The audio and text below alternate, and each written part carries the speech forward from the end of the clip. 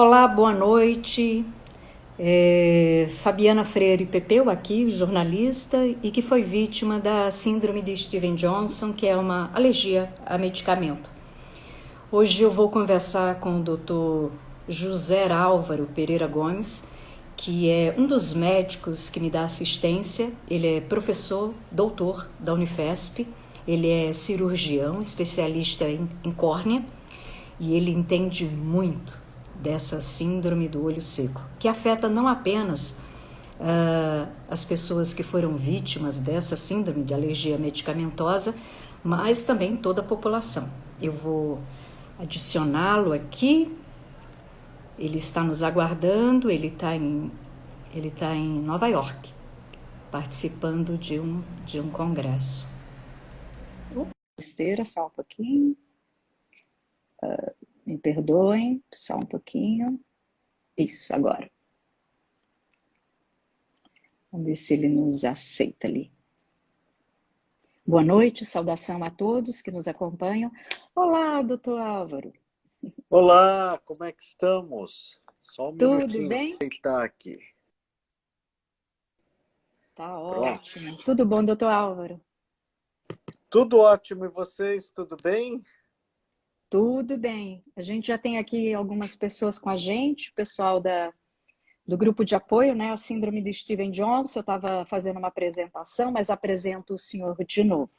Dr. José Álvaro Pereira Gomes, ele é oftalmologista, cirurgião, professor doutor, ele é da Unifesp e ele é cirurgião, especialista em córnea e também um grande conhecedor dessa síndrome do olho seco, que não afeta apenas as pessoas que tiveram essa síndrome, né, essa reação medicamentosa, mas uma boa parte da população. Doutor Álvaro, como vai o senhor? Fala com a gente diretamente de Nova York, é isso mesmo? Parece coisa de repórter global, mas eu Não estou é? aqui visitando minha Não filha. é? Estou aqui nesse forno que está em Nova York. Quantos graus? Aqui está em média 28, 30 graus. Olha, isso para o Nordeste não é muito quente não, viu? É Não, só para São Paulo. só para Doutor São Álvaro, Paulo. Doutor Álvaro, eu queria começar dizendo para quem nos assiste que essa entrevista, com longo hiato, o senhor vai me chamar de tartaruga, mas com longo hiato, ela é uma continuação de uma conversa que nós tivemos, onde a gente falou de uma maneira mais geral sobre as doenças oftalmológicas, né? E a gente ficou com essa dívida de falar sobre o olho seco. E o mês de julho, eu não queria que o mês terminasse o julho turquesa sem a gente tratar desse assunto. O senhor deu várias entrevistas, né, para inúmeros profissionais da comunicação, e eu queria que o senhor, antes da gente entrar exatamente na coisa mais técnica do olho seco, eu gostaria de saber do olho, né, assim, como tratar, se tem tratamento, se não tem. Eu queria que o senhor me dissesse o seguinte: olho seco era uma coisa que a gente associava à velhice, à terceira idade, historicamente.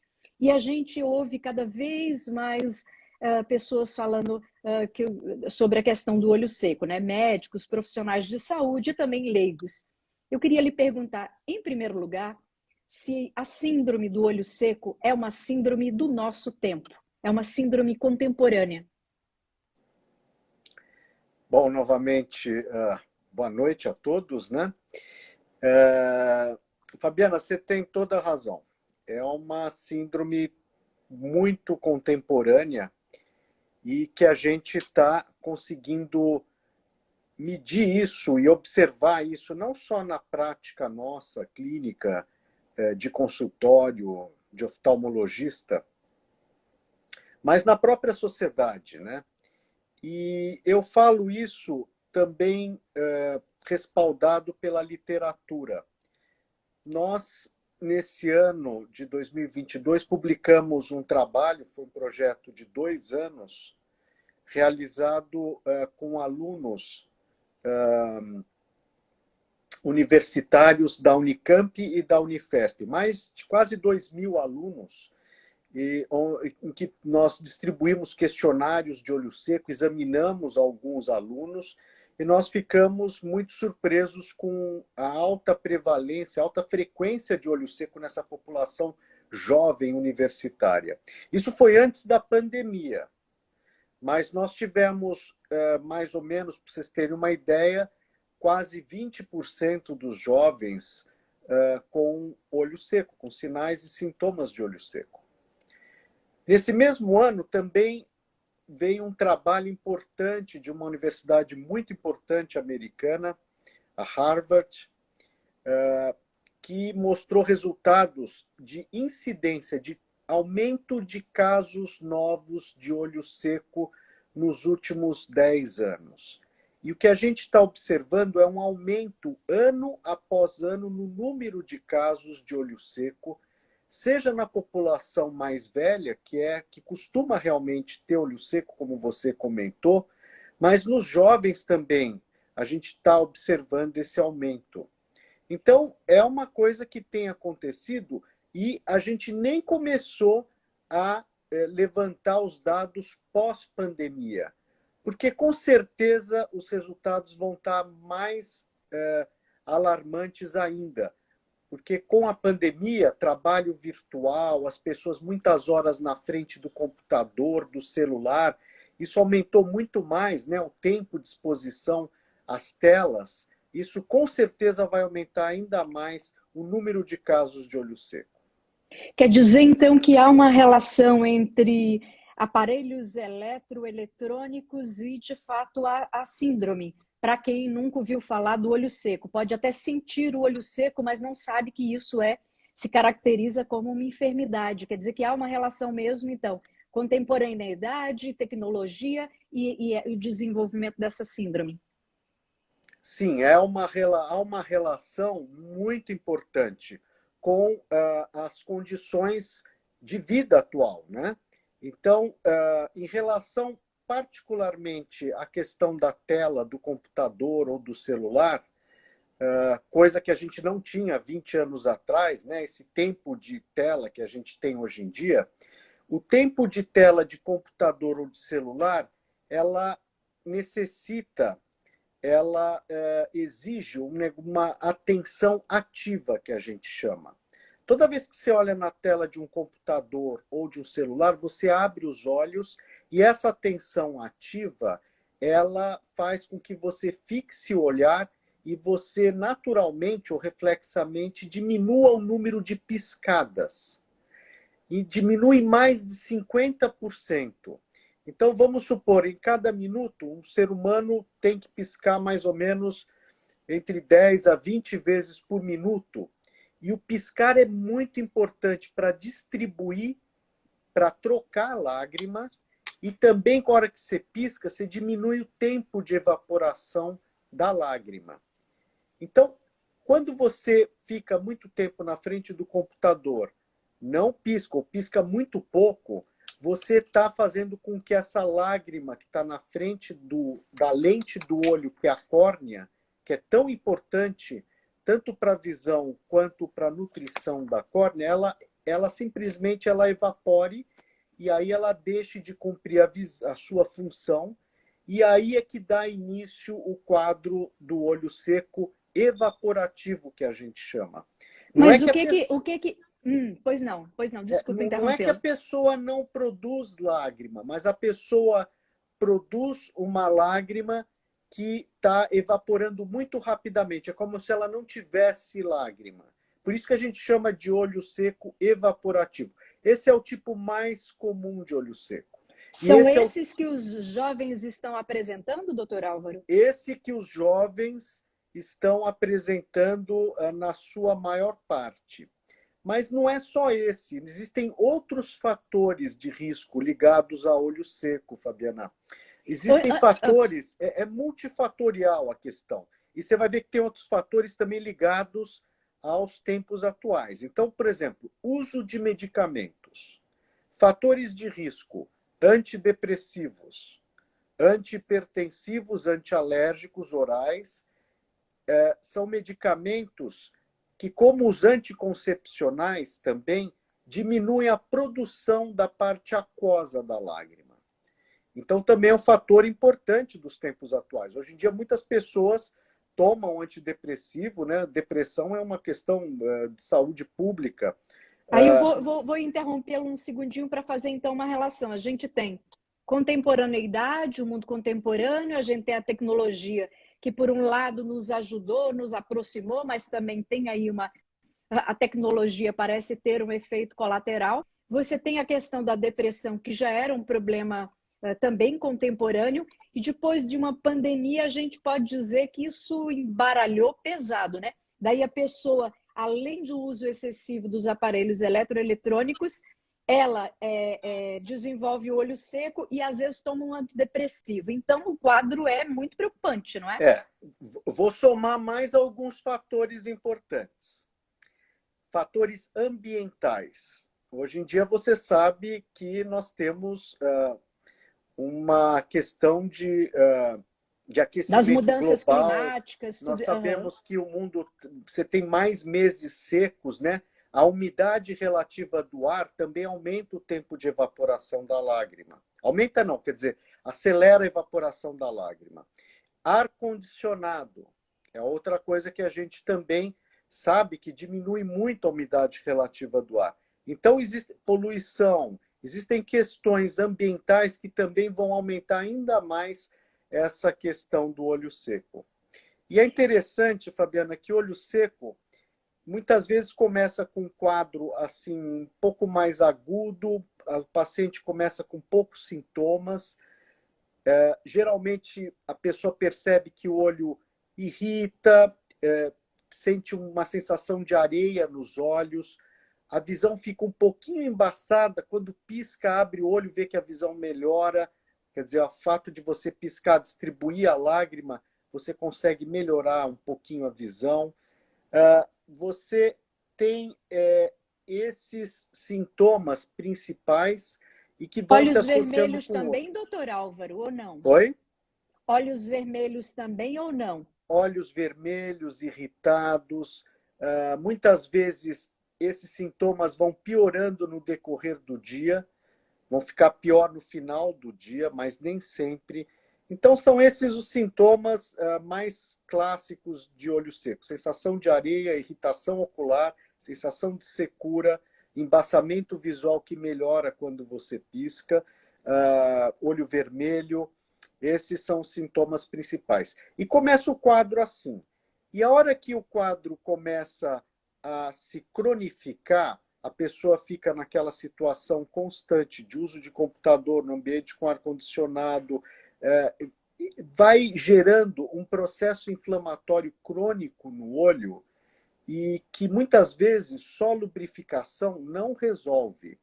E você também tem que atuar de uma outra maneira para conseguir quebrar esse ciclo vicioso que começa a acometer alguns dos nossos pacientes. Então, por isso, doutor Álvaro, que se chama Julho Turquesa, mês da conscientização. Seria, deixa eu ver se eu entendo isso bem. A conscientização seria para que cada pessoa compreendesse que ao fazer uso excessivo de uma tecnologia onde ele não tem consciência que ele não está piscando o olho da maneira correta, quando ele percebesse que ele está tempo demais numa sala com ar-condicionado, que ele tem que ter os intervalos de repouso, que o olho não foi preparado para esse nível de estresse, né? Essa conscientização é uma conscientização da população para que ela entenda que existe uma enfermidade, ou é que para cada um cuide de si? Como é que vocês tratam disso nesse mês? Olha, você pontuou muito bem. Quer dizer, um dos objetivos principais dessa nossa iniciativa, né? Nossa, que eu digo, não só dos médicos oftalmologistas, mas também da Associação dos Portadores de Olho Seco e de outras pessoas, a própria indústria farmacêutica, em questão de alertar a população que existe um problema que acomete uma grande parte das pessoas, né?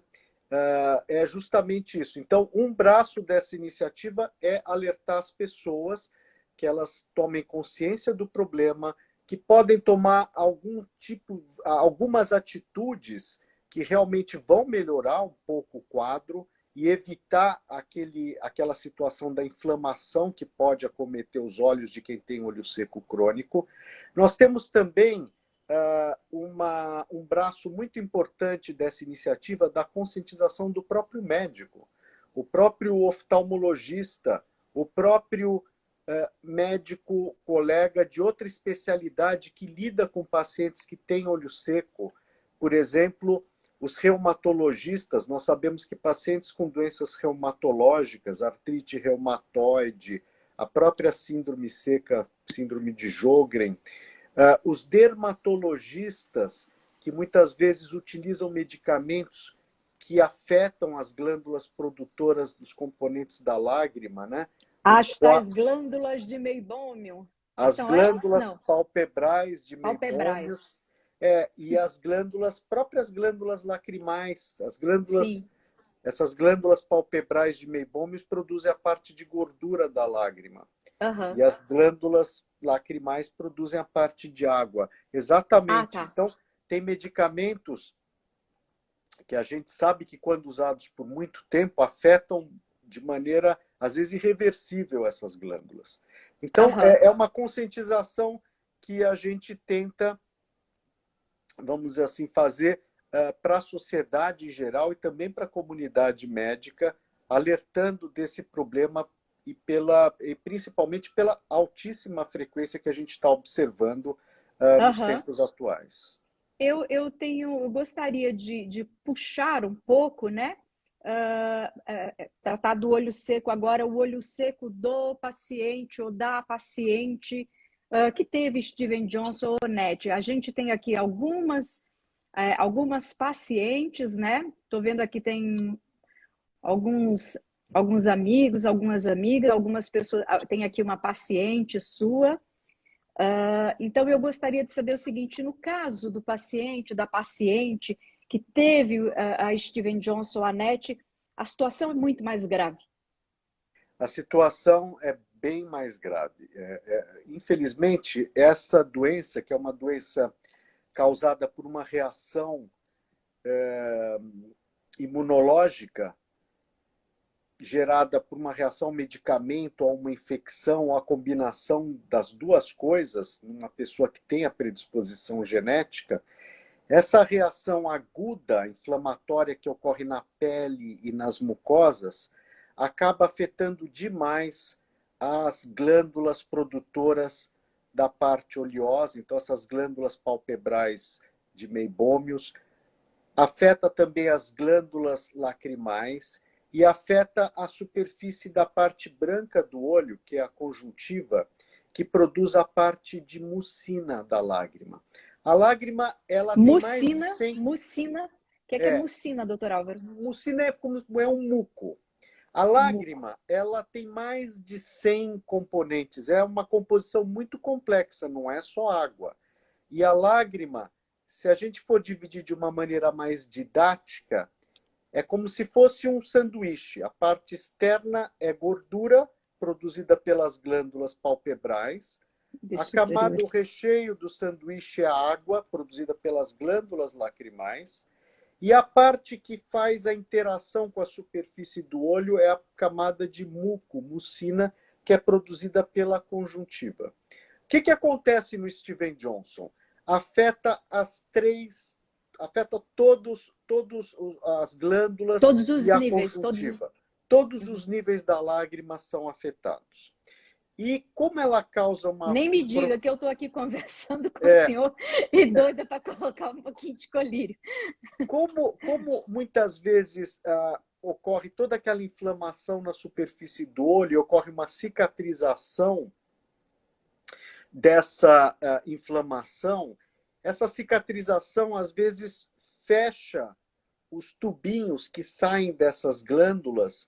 Então, com isso, você não tem a liberação de todos esses componentes para a superfície do olho. E a inflamação também destrói as células da conjuntiva, né, da parte branca do olho, que produzem esse muco, que também é importante da lágrima. Então, a lágrima do paciente com Steven Johnson, ela é pouquíssima e ela não tem a composição Ela é de apropriada. má qualidade. Ela é de má qualidade. Então, Doutor realmente é um Álvaro, paciente que ele precisa lubrificar, a gente precisa tratar de maneiras um pouco diferentes, um pouco mais intensivas, às vezes até utilizando cirurgia, em alguns casos mais graves, para a gente conseguir melhorar a condição desse tipo de olho seco. São casos irreversíveis, né? Não tem, eu digo assim, o senhor já lidou com algum caso de alguém que teve NET ou SSJ de maneira grave, que teve o olho seco e conseguiu reverter, ou tem que se acostumar e administrar isso? Está todo mundo preparado para ouvir sua resposta? Ou quase? Não, quem tem a doença fica com sequelas. Que vai ficar com o olho mais seco, não tenha dúvida. Não tem, não, isso não tem, não há o senhor já foi testemunha de algum caso de alguém que teve uma melhora significativa no caso da questão do olho seco ou não? Existem alguns casos que melhoram um pouco depois que passa o processo inflamatório, depois de alguns meses ou anos da doença, mas são raros, Fabiana. Geralmente a pessoa fica com o olho seco e fica com o olho seco com bastante alterações da superfície do olho e que a gente tenta, vamos dizer assim, melhorar de diversas formas, cada um desses 3 componentes principais. Então, eu acho muito forte a palavra irreversível. A pessoa fica com o olho seco e esse olho seco pode ser controlado com colírios, com medicamentos, com cirurgias. A gente tenta controlar na medida do possível, mas a pessoa fica com quadro de uma alteração, de uma disfunção lacrimal que não vai reverter para a normalidade provavelmente nunca. Do que Sempre era vai antes, ter um pouco de... não, muito difícil reverter para o que era antes.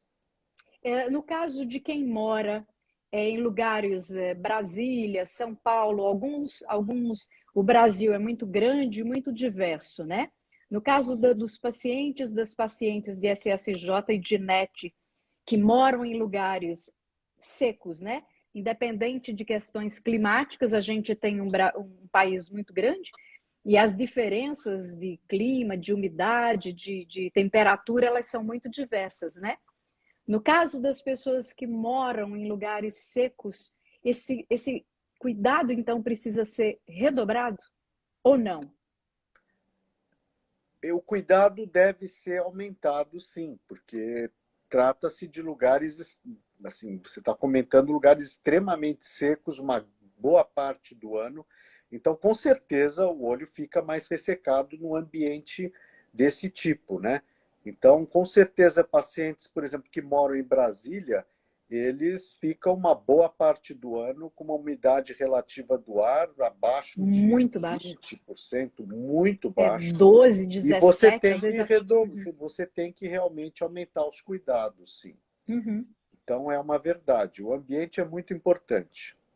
Quem teve Steven Johnson ou NET e tem apresentado esse olho muito seco, no caso de cirurgias, quais são as cirurgias mais indicadas, as que não são indicadas? Porque a gente sabe que, infelizmente, essas duas alergias medicamentosas, né, essas duas enfermidades, a gente tem em algumas cidades do Brasil um ou outro profissional que estudou um bocadinho mais, e a gente também sabe que os médicos mais especializados, assim como é o caso do senhor, estão todos concentrados em São Paulo, a maioria, pelo menos, embora outros estados também tenham outros profissionais de referência. Mas a gente escuta muitas reclamações das pessoas que sofreram dessas duas síndromes, né? Onde não há um profissional especializado, capacitado.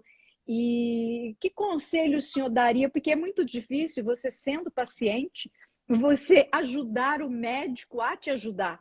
Mas a gente vê no nosso grupo de apoio que isso acontece com muita frequência. Há uma desinformação sobre as sequelas de Steven Johnson e de NET, nos próprios médicos e médicas, nos oftalmologistas.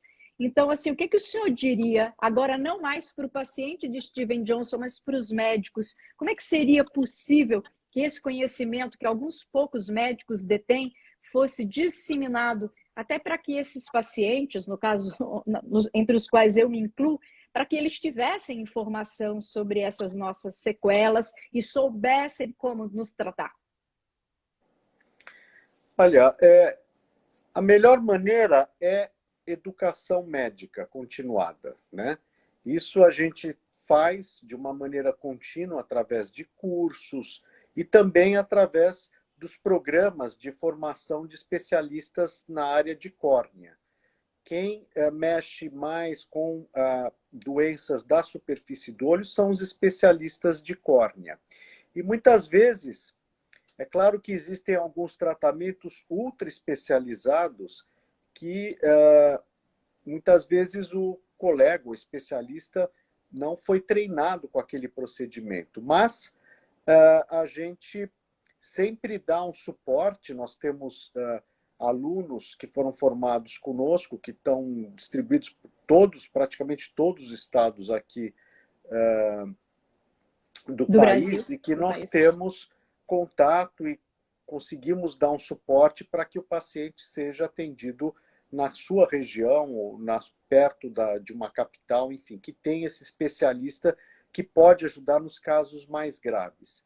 Em geral, nos casos um pouco mais leves, moderados, o especialista em córnea, ele talvez esteja um pouco mais preparado para conseguir acompanhar um paciente com sequelas de Steven Johnson. Então, assim, minha recomendação é procurar um especialista em córnea.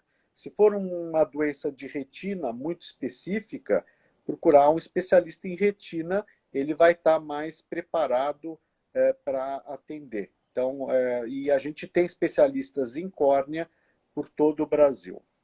Doutor Álvaro, eu gostaria de falar em questão de tratamento, tanto para quem teve SSJ e NET, né? Repetindo aqui para quem entrou agora, talvez alguém que seja leigo, a SSJ é a síndrome de Steven Johnson e a NET é a necrólise, né?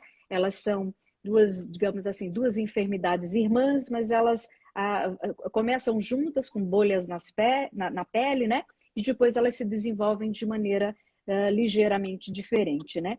Eu queria perguntar para o senhor, em termos de tratamento para o olho seco, tanto para quem são esses pacientes, né, esse meu escopo aqui, que é muito voltado para esse público, mas também abrindo para o público em geral. Quais são os tratamentos hoje disponíveis no Brasil para quem tem olho seco? O que é que nós temos, além do colírio, além desses autocuidados, que é de você piscar, sair um pouco do computador, não viver o tempo inteiro nas telas eletroeletrônicas? Quais são os tratamentos hoje disponíveis? Olha, nós temos algumas estratégias, né? A principal delas é você repor a lágrima que está faltando, e aí existem vários tipos de colírios lubrificantes. Colírios lubrificantes que são melhores para repor a camada de gordura da lágrima, colírios lubrificantes que repõem mais a camada aquosa, ou as duas.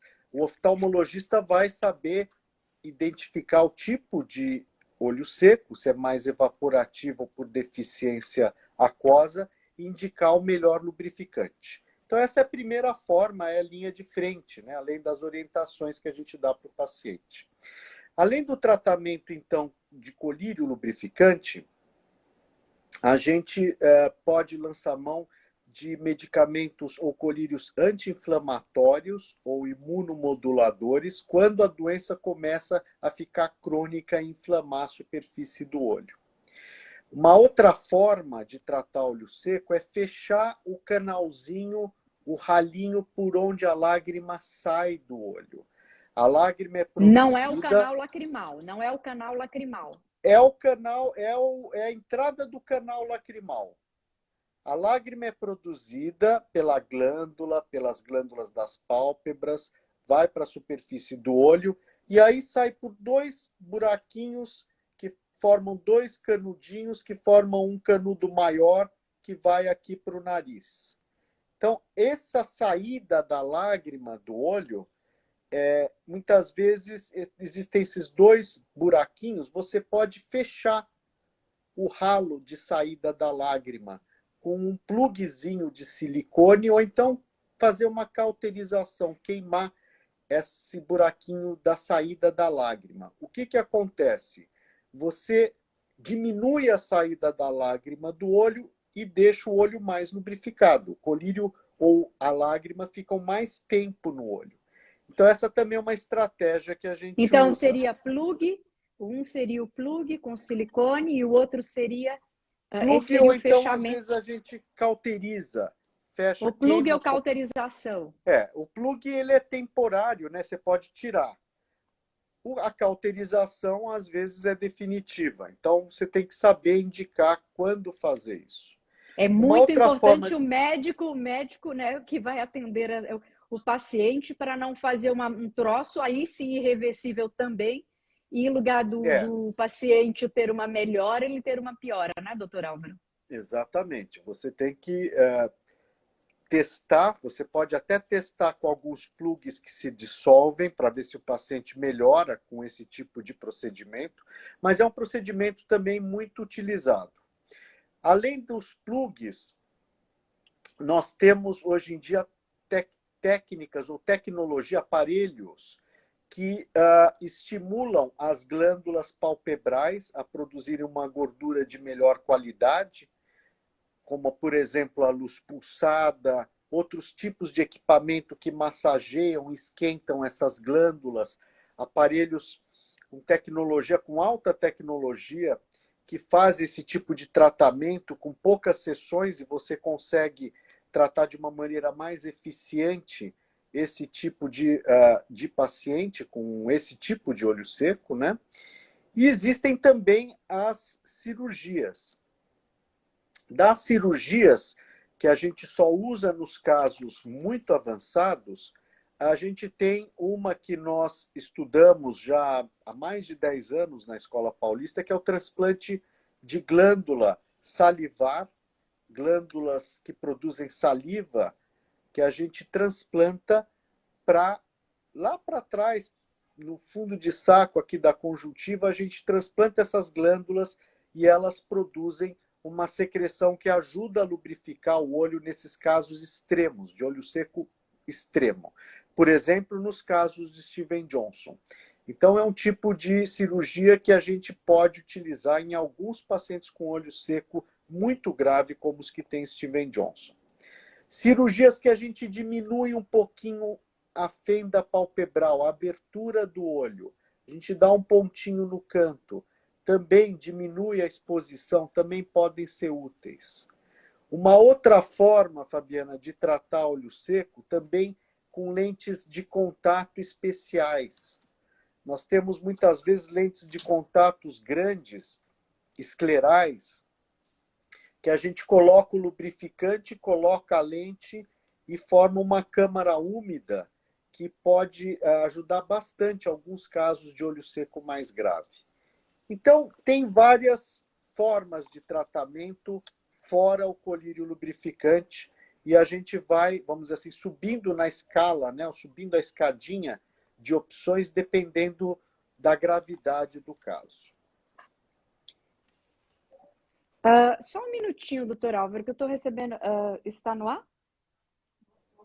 Tudo bem, a gente parece que recebi a informação que houve aqui um hiato. Eu não sei se foi a minha conexão ou a do senhor, mas eu espero que agora esteja normalizado. Se alguém puder nos dizer se está normalizado, se nos escutam e se nos veem. Deixa eu ver se alguém aqui me dá um sinal. Olha, o senhor está recebendo aqui, espero que esteja no ar, né? Um elogio, graças a Deus, e ao doutor José Álvaro. Hoje eu tenho uma qualidade de vida melhor por conta das cirurgias e tratamento que faço com ele na Escola Paulista. O nome dele é Paulo Henrique Júnior. É um paciente seu aqui, mandando um bilhetinho. Tem uma outra pergunta, se é possível ter olho seco apenas em um olho, em lugar de ter nos dois, né, de maneira equânime, terem apenas um olho. Se o senhor puder segurar, deixa eu ver se tem algum outro. Eu queria que alguém nos dissesse, deixa eu dar uma olhadinha aqui. Olha, tem vários bilhetinhos aqui, doutor Álvaro. Eu vou dar uma passada aqui com o nosso... Só para eu dar uma lida aqui. Tem bastante gente aqui com a gente. Deixa eu ver. Então, tem esse elogio. Daí tem uma pergunta sobre o olho seco em apenas um olho. Tem uma pessoa aqui, está cobrindo o nome, eu não consigo identificar muito bem, que é pequenininho aqui. Deixa eu pôr o óculos, né, que ajuda um pouquinho. Deixa eu ver aqui. Um elogio. Possível ter... Tá, eu já repeti, porque eu fico com os nomes... uma pessoa nos avisou que agora está normal, tudo ok. O pessoal avisou que está tudo ok. Tem um outro elogio. Aí também muito grata ao senhor, ao doutor Álvaro, que é Tânia, que faz tratamento com ele na Unifesp também. Tem uns pacientes aqui do senhor da Unifesp. Eu queria, dentro dessa questão do tratamento, não é publi, né? Como o pessoal diz, hashtag publi, que não é publicidade. Eu pessoalmente, doutor Álvaro, eu uso, sempre falo do Iabac e do Ilocomode, né? Que tem o gel. Para mim, o gel é muito pouquinho, eu preciso de uma coisa mais possante. Mas durante o dia, daqui a pouco eu vou até pedir licença a vocês para utilizar, porque já é muito tempo sem eu utilizar. Então, eu uso o Iabac e o Ilocomode, o normal, né? Que não é gel. Esses dois, que eu saiba, eles são 2 colírios que não têm conservante, por isso eles têm um preço diferenciado. Daqui a pouco eu vou falar com o senhor sobre finanças, porque para quem faz tratamento contínuo, de maneira crônica, fica tudo muito caro, né? Então, eu queria perguntar para o senhor, se além desses dois, eu sei que também o senhor não está aqui fazendo publicidade, mas a gente precisa saber desses que não têm conservante, além do Ilocomode e do Iabac, há já no mercado, porque eu vi no grupo um comentário, há um terceiro ou quarto que também não tem conservante para uso contínuo assim durante o dia? Existem colírios. Quantos são, doutor? Se o senhor puder, nós temos se não tiver agora problemas... vários laboratórios, inclusive alguns nacionais, lançando colírios similares de ácido hialurônico sem conservante.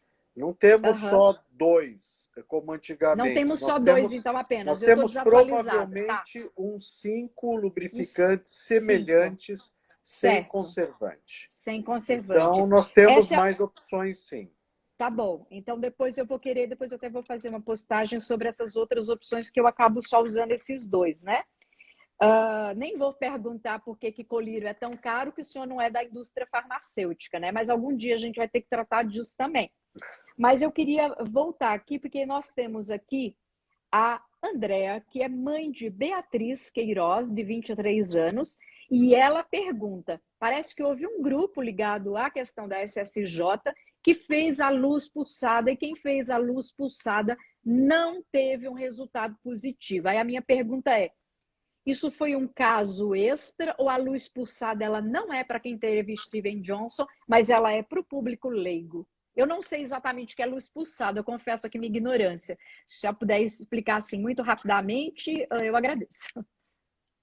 A luz pulsada é um tratamento com pulsos de luz numa frequência determinada que tem uma atuação anti-inflamatória e estimuladora da inervação das glândulas de meibômios e também da própria glândula lacrimal. Então, tem um efeito interessante para a superfície do olho, para casos de olho seco, principalmente evaporativo. Bom, isso é parte de um estudo que nós estamos fechando agora, lá na Escola Paulista. Eu não tenho os resultados finais para afirmar o que foi comentado aí pela mãe da paciente, ou familiar do paciente. Isso. Aparentemente, não melhoram todos os casos, mesmo em casos de olho seco convencionais, casos menos graves, a luz pulsada também não melhora todos os casos. É uma porcentagem dos pacientes, mais ou menos em torno de 70%. Você tem um efeito positivo. Na síndrome de Steven Johnson, talvez o resultado seja um pouco menor, mas nós tivemos vários casos que melhoraram com o tratamento da luz pulsada. Então, provavelmente, a paciente em questão não apresentou a melhora, mas o tratamento é seguro e nós tivemos aparentemente, eu não tenho os resultados finais aqui em mãos, estão sendo analisados agora, mas nós tivemos, de uma maneira geral, um resultado bem interessante em alguns casos de Steven Johnson, sim. Doutor Álvaro, eu queria só... temos aqui acompanhando a gente Tânia, que é de Diadema, interior de São Paulo. Temos Juliane Clívia, Recife. Temos Isabela, do Canadá. Temos Rodrigo, de Minas Gerais, né? Então, temos gente aqui de vários locais do país, né? E aí eu queria aproveitar para a gente responder a pergunta aqui da nossa... que está participando aqui com a gente, se perguntou se é possível olho seco em um dos olhos e no outro não. É possível isso, doutor Álvaro? Essa é uma ótima pergunta. É possível, sim. Olho seco tem várias causas. A maior parte das causas realmente afetam os dois olhos. Mas, às vezes, você tem uma situação, por exemplo, de uma cirurgia que comprometeu a inervação responsável pelo estímulo da glândula lacrimal. Cirurgias de algum tipo de tumor ou alguma situação que afeta a inervação somente de um lado. Você só vai ter olho seco naquele lado. Aquele olho ele é mais vulnerável, né? Ele é mais vulnerável. Sim, porque não, a inervação das glândulas, a inervação da córnea que leva as informações para estimular a produção de lágrima é muito importante. Então, qualquer tipo de situação que afete um lado só essa inervação, esse paciente vai ter um olho seco unilateral. Você quer ver uma outra situação também, fora essas de dano cirúrgico ou causado pelo procedimento médico? Herpes. Herpes, seja herpes simples ou herpes zoster, ele acomete geralmente um lado só. E o herpes afeta a inervação. Então, o paciente que teve herpes ou tem história de herpes costuma ter um olho muito mais ressecado, o olho do lado afetado pelo herpes, do que o outro olho. Então, existem situações, sim, que você pode ter uma condição mais unilateral, mas a maior parte dos casos é bilateral. Eu gostaria de agradecer. Pois não, doutor, desculpa, Fabiana, desculpa, só pegar um ganchinho para a pergunta do Steven Johnson e luz pulsada. O uso da luz pulsada em pacientes com Steven Johnson é ainda alvo de investigação. Ou seja, ainda fazendo está em caráter investigativo. Nós estamos avaliando, então não é uma recomendação que seja feita assim de rotina. Nós estamos avaliando e nós vamos estar apresentando os resultados, realmente analisando os resultados de uma maneira muito cuidadosa, mas a impressão que dá é que pode ser útil, sim, numa uma porcentagem de casos de Steven Johnson. Não são todos que se beneficiam. A gente pode chamar, então, de caráter experimental. Não é para sair fazendo aí luz pulsada. Não, não é para se fazer, não. É caráter experimental. Nós estamos testando. Assim como nós fazemos e tentamos sempre trazer novas formas de tratamento para melhorar a condição do olho seco de pacientes com Steven Johnson. Esse é um dos estudos que nós estamos realmente realizando, mas ainda não temos os resultados finais. Só para a gente explicar, né, doutor Álvaro, para quem não é da área de saúde, né, que do mesmo modo que a vacina, ela é um experimento, depois você pega um grupo e aí depois você faz com aquele grupo. Você não sai distribuindo a vacina com todo mundo sem antes fazer, né, com um grupo, que são, né, as pessoas que se oferecem como voluntários. No caso da luz pulsada, pelo que o senhor está me explicando, é o que ainda está em estudo, né? Não é ainda massificado, que nem os remédios, né?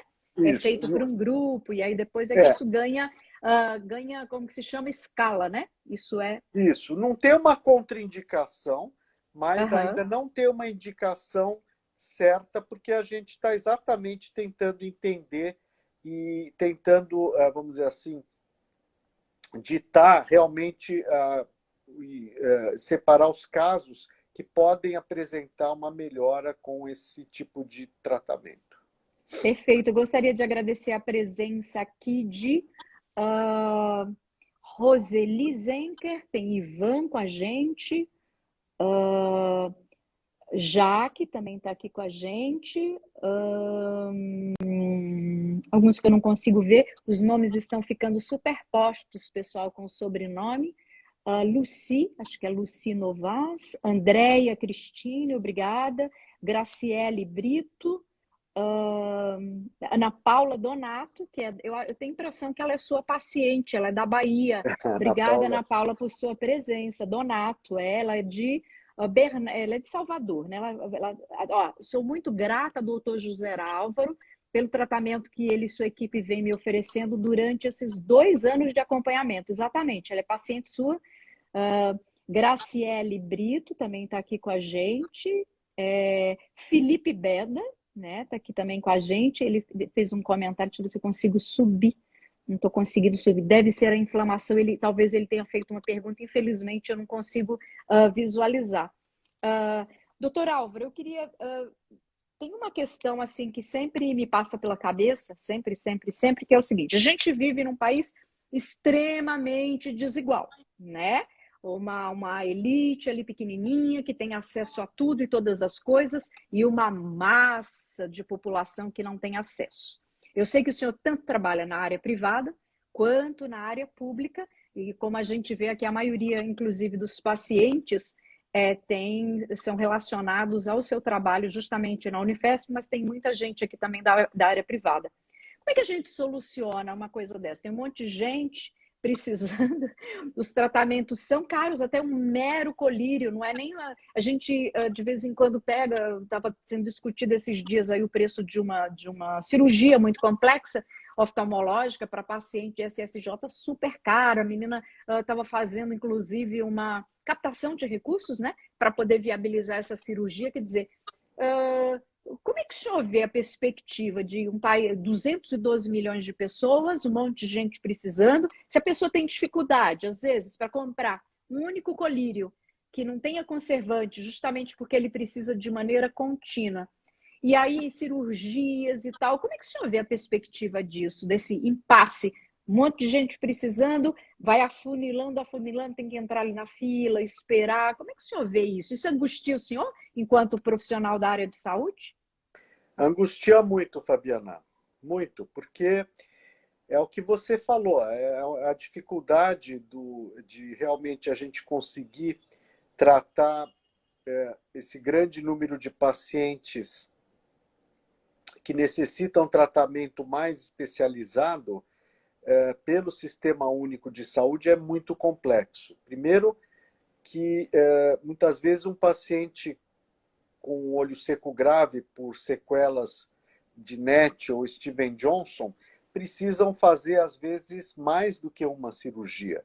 Cirurgias plásticas para correção dos cílios, cirurgia para correção das pálpebras, cirurgia para correção disso.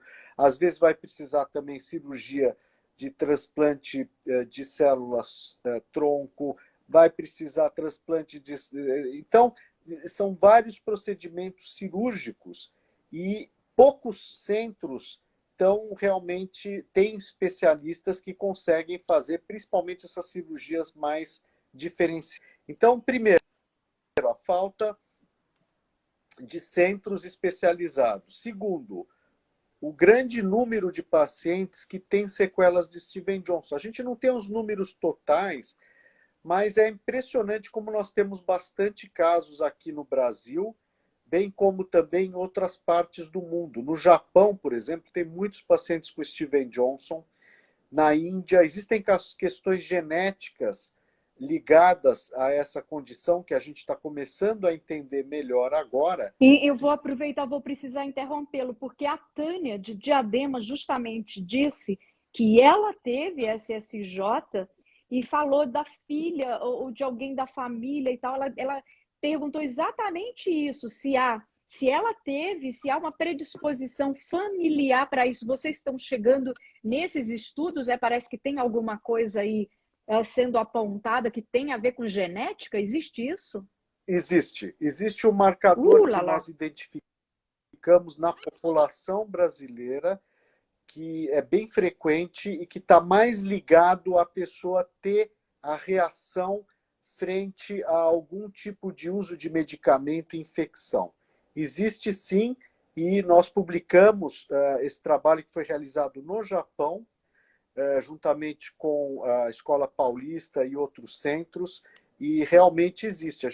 Seria muito interessante num futuro, quem sabe, nós, antes de utilizarmos alguns tipos de medicamentos que a gente sabe que estão mais relacionados ao desenvolvimento da síndrome de Steven-Johnson e NET, se a gente pudesse fazer um teste para saber se a pessoa tem ou não tem aquele marcador. Se tiver, procurar evitar alguns medicamentos. Nós não chegamos a esse ponto porque ainda o teste não é barato. Mas quem sabe um dia a Se gente... nem o tratamento é barato, imagina esse teste para a população toda, né, doutor Então, Álvaro? você fica...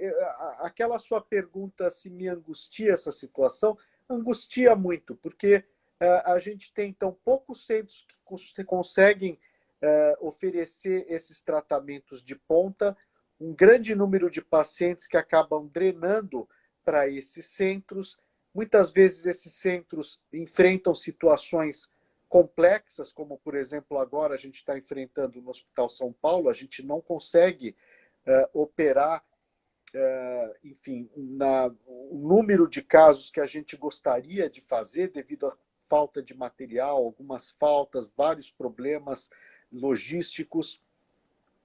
E fora também a questão desse paciente do Sistema Único de Saúde, dele conseguir comprar os colírios, porque são casos que têm olho seco grave, vão precisar utilizar colírio lubrificante a cada hora, a cada 2 horas. Doutor Álvaro, eu uso às vezes 2, 3 vidros por semana. Assim, é uma quantidade brutal, né, que a gente precisa de colírio.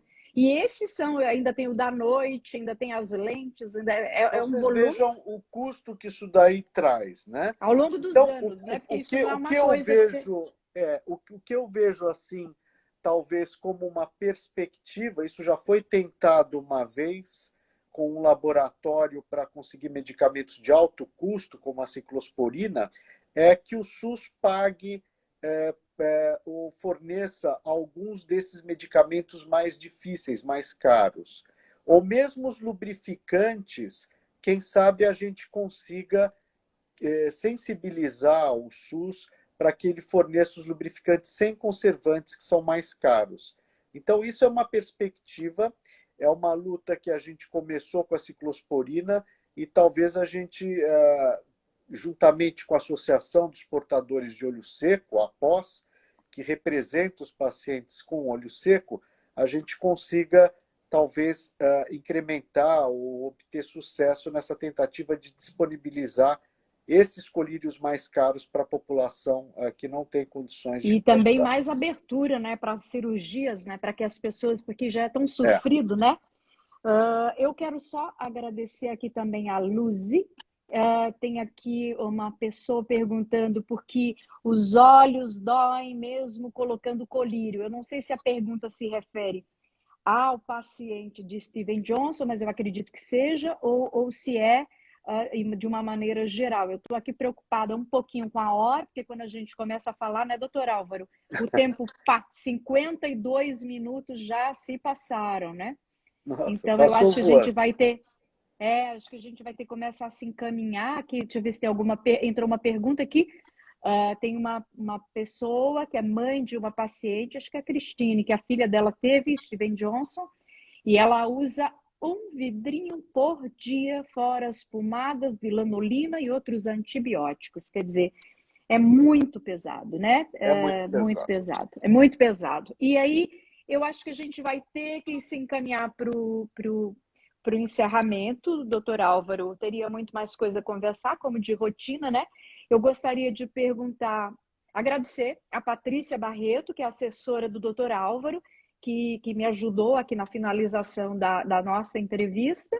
E eu gostaria de passar a palavra para o doutor Álvaro para as colocações finais. O que o senhor gostaria de dizer? Fica à vontade, a gente tem aí uns 2 minutinhos, eu acho, 1 minuto e meio, 2 minutos, o senhor fica à vontade para colocar coisas que o senhor acha bastante importante. Eu queria começar com essa última pergunta que algum paciente colocou sobre a questão da dor. Mesmo pingando colírio, muitas vezes não resolve a dor. E esse é um dos mistérios do olho seco, né? A gente sabe que a superfície do olho, principalmente a córnea, ela tem uma inervação riquíssima. É muito importante e talvez seja o local no corpo que a gente tem o maior número de terminações nervosas. Então, toda vez que você expõe essa superfície tão rica de inervação, que é tão importante para manter a produção da lágrima, para manter a transparência da córnea. Toda vez que você expõe a um estresse, a falta da lágrima, por exemplo, essa inervação ela é ativada e ela pode se modificar, e aí começa um quadro, muitas vezes, de não só sintoma, mas dor crônica, que muitas vezes colírio lubrificante não consegue resolver. E esse é um dos motivos da perda ou da diminuição da qualidade de vida do paciente com olho seco crônico. Para não falar dos casos mais extremos, como os pacientes com Steven Johnson e NET, que tem um olho seco muito mais grave. Não, fora esses cílios que não param de nos furar, né, doutor Álvaro? Isso. Então, realmente, essa questão da qualidade de vida do paciente com olho seco é que sempre me chamou a atenção, há quase mais de 20 anos que a gente lida, mas isso sempre me chamou a atenção de uma maneira muito assim, intensa. E naquela época que não se falava muito de olho seco, a gente sentindo esse problema, nós inclusive conseguimos mensurar essa qualidade de vida do paciente com olho seco grave, mostrando realmente o estado que o paciente pode ficar. O paciente que tem olho seco, ele começa a ter problemas de dor, os sintomas são muito desagradáveis, começa a ter problema de visão, porque a lágrima é muito importante para a visão e para a manutenção da transparência da córnea, e também problema no bolso, porque tem que comprar colírio direto e muitas vezes é um negócio que pesa no orçamento, né? E é lógico que afetando a visão, com dor, desconforto, gastando e não resolvendo o problema, que é um problema crônico, isso afeta a autoestima, é uma coisa que afeta o trabalho, afeta a vida de várias maneiras. E o emocional, né? Emocionalmente. Né? Exatamente. E é por isso que nós, junto com pacientes e familiares, fundamos a Associação dos Portadores de Olho Seco há mais de 10 anos. Justamente a APOS foi fundada para conscientizar e para tentar ajudar de diferentes maneiras os pacientes com olho seco. É interessante que essa situação se agravou nos últimos anos. A gente está percebendo isso nitidamente pelos trabalhos de epidemiologia de olho seco. E eu acho que por isso mesmo que nós instituímos esse mês de conscientização do olho seco, Julho Turquesa, para estar chamando a atenção da população, dos médicos, e também para a gente também, quem sabe, né, abrir canais com os órgãos governamentais para nos ajudarem a facilitar o acesso a medicamentos que os pacientes com olho seco precisam. Então, doutor, eu acho que essa é a mensagem que eu gostaria de passar para vocês, bem como também uma mensagem muito importante é que se você sentir sintomas clássicos de olho seco, procure um oftalmologista. Ele vai ser a pessoa que vai identificar o tipo de situação de olho seco e vai indicar o melhor lubrificante, a melhor forma de tratamento. Vocês viram que não é só colírio, com colírio lubrificante que a gente trata olho seco, e a gente pede, assim, de uma maneira muito forte para as pessoas procurarem um especialista para evitar que o paciente gaste dinheiro num colírio errado, que muitas vezes pode piorar o problema do olho seco. Eu vou precisar interrompê-lo, senão a gente não consegue salvar para que mais gente assista essa nossa conversa. Agradeço também a Bia Chiroma, que está aqui com a gente, a Josi Araújo, acho que já esteve com o senhor, não lembro, mas... E queria agradecer, a gente continua essa conversa no outro momento. Doutor Álvaro, muito obrigada. Depois, quando eu salvar, pessoal, para quem não conhece o doutor José Álvaro, vai ter o contato com ele, de consultório, quem quiser procurá-lo. No caso, o consultório dele é em São Paulo. Doutor Álvaro, um bom final de estada aí nos Estados Unidos. Volte com saúde e em paz. Muito, muito obrigada e agradeço a todo mundo que ficou aqui com a gente. Eu vou ter que correr para a gente não ter o risco de perder essa conversa. Imagina, Tchau, doutor Fabiana. Álvaro. Muito obrigada. Prazer, obrigado. Um abraço a todos e até mais. Tchau, tchau. Até logo, obrigado. Obrigada.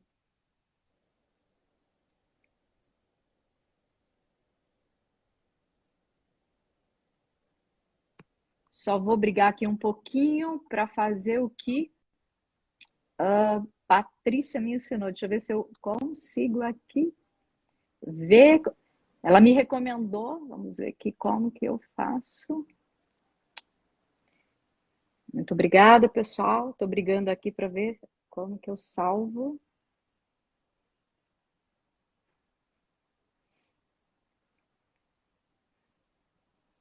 Obrigada a todo mundo. Encerrando aqui a nossa live com o Dr. José Álvaro Pereira Gomes.